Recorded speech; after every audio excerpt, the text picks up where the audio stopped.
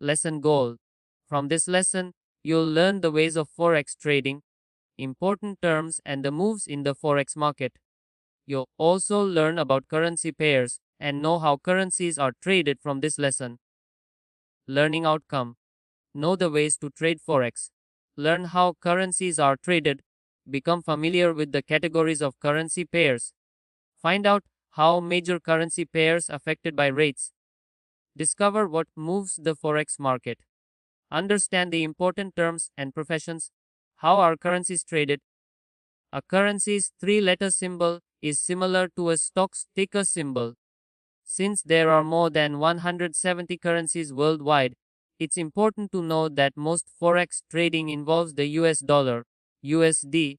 In the Forex market, the euro is the second most popular currency.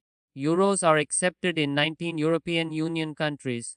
There are many other major currencies ranked by popularity, such as the Japanese yen JPY, British pound GBP, Australian dollar AUD, Canadian dollar CAD, Swiss franc CF, and New Zealand dollar NZD.